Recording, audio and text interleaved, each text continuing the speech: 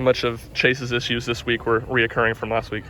I didn't see necessarily kind of the same thing. I mean, other than what started the big inning was a walk. But before, I mean, pitches just weren't coming out the way they had in the past, and he was erratic out of his zone consistently. I'm referring to last week. This week, that first inning, I mean, one of the better hitters in the league, does a nice job staying at 2 strikes. It's not like he punished the ball, but he got a hit. Otherwise, that first inning, every ball he threw kind of looked different, had conviction, a really good first inning. And then, I don't know that it bothered him giving up a solo shot or not, back-to-back innings there. But whatever caused kind of the world to turn on its axis a little bit, we could have delivered more on the scoreboard early. And as they kind of chipped away there, the momentum kind of started to swing, and he didn't throw as well. And McMillan wasn't throwing great at the beginning of the game, and then he started to throw well. So if I could, spin the world backwards and know what was going on there, I would do it. What did McMillan do so well? Obviously, there's 2 runs in the first inning, but really not much after that. Well, yeah, but there's guys on base. So to me, I thought our guys competed really well. I think where we missed the boat was he's at 84, 85. We asked to challenge the Beck play at first, and if for some reason he was safe or he reaches base, he's now got to face Drew Gilbert and at least get to about 90 pitches, and maybe they don't send him back out. But that was a big deal because his pitch count was really high early in the game. And again, like any pitcher, I mean, it's probably human nature. They start to get the momentum offensively, and he had kind of wiggled out of some jams or competed through some jams. And so now he feels really good about what he's doing. So they got him to about 110, whereas maybe we could have knocked him out of the game 92, 95 pitches into the game. And that's Friday night baseball in the SEC. That's a big deal. Did you like the preparation the last week or so and how guys are kind of interacting in the dugout throughout the game?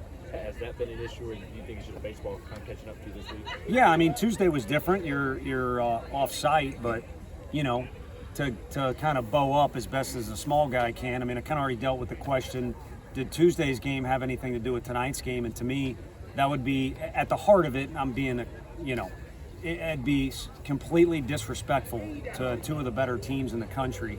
Alabama played really well tonight. Their roster is really good. Coach Bohannon obviously knows what he's doing there. And then our guys had, I think, 10 guys on base in the first 3 innings, and are kind of a diving play away and maybe one other deal going on from really creating some damage against a guy, if you look at his numbers, is a true Friday guy.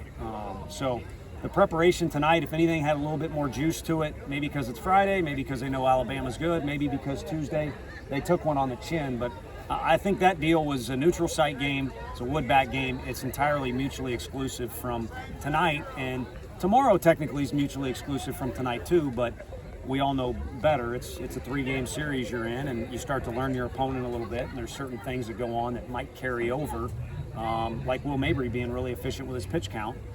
That allows him to come back one of these 2 days, if not both. There was a lot of talk about approach on Tuesday night. Was it approach issues tonight or just some bad luck and big moments? No, and bad luck's tough. I mean, I don't know how you call bad luck. You can control whether you square the baseball up or not, like Cortland does. You don't have any control over the guy making a diving catch. And ideally, you'd like to kind of bunch up your stuff, your activity that you do, kind of like they did in 1 inning. They had a big inning. We never did that. But we kind of had some things going for us all over the place until, again, that momentum shifted a little bit there. And, again, their bullpen guys did a good job, but the beginning half of the game is where we had an opportunity to produce more on the scoreboard. And, again, one of those things, if I had an answer why it didn't or we didn't find a hole, I would let you know. But the at-bats were pretty damn competitive against a really good Friday night starter. Tony, after winning so much, when you do lose a couple, it can make you feel bigger than it should. Say anything to your guys to kind of mitigate that and just say, hey, Yeah, I mean, I say it kind of tongue-in-cheek, but also very serious. It's ironic you ask that because of who we're playing, and I'm referring to their football coach. But no is my answer, but it can turn into that if they listen to what you guys have to say, or maybe the fans get frustrated. And I'm not, you guys got to do your job, and we're blessed that you guys treat us pretty well. But no, unless they listen to the wrong people or they go to dinner and, want to complain about a bunch of different things. But again, I think at the heart of this thing is we competed against a really good team, and it was a back and forth battle, and we didn't win. So we'll get back after it tomorrow and see if we can do that to them. Tony, kind of along that same line, what do you say to Chase to kind of keep him out of his own head? I trust Coach Anderson with, I mean, I love my family and they're here watching the game, but this is kind of my whole life going on here, and pitching's the most important thing. So, and Frank was the first call I made, so that's probably a dramatic answer there, but I trust him to do that.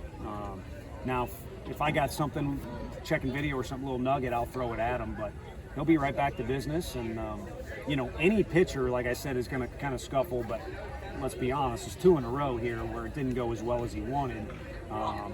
Facing good opponents, but, you know, there's probably some stuff to kind of reset a little bit and kind of tune into what he was doing well in the other outings and maybe what caused him to scuffle in these, and get after it for a week and then pitch again next weekend. Was that 8th inning as good as Blades looked since he's come back? Yeah, it was awesome, but I think Tuesday was really good too. I mean, Tuesday was a deal where it didn't feel too good to take him out of the game, but the whole reason we took him out of the game was so he was available tonight. And the way the kind of deal worked with Mabry, you know, I think we ended up putting him in a good position. I just wish we would have been able to tie the game or be within 1. But he was sharp, and each time out has shown a little bit something different. So I think we're getting close to that guy who not only was last year, but I think he'll be better because he's more experienced, he's more physical, you know, all that good stuff. With the way Blade is looked, would you consider putting him back in the rotation, maybe letting Chase get a little rest in the bullpen? At some point in the rotation, you know, the one thing you got with our schedule, and it popped up this weekend, you got the quirky Thursday TV stuff. So, you know, things we've done before is, you know, shuffle things around because of that. Now, we're a couple weeks away from that, but that's kind of been floated around in the office. If you want me to, if I was being unfriendly to you guys before, I'll be friendly there by giving you some insight that we've kind of floated that deal when those Thursday games pop up, maybe trying something. Thanks, Coach. Thanks, Tony.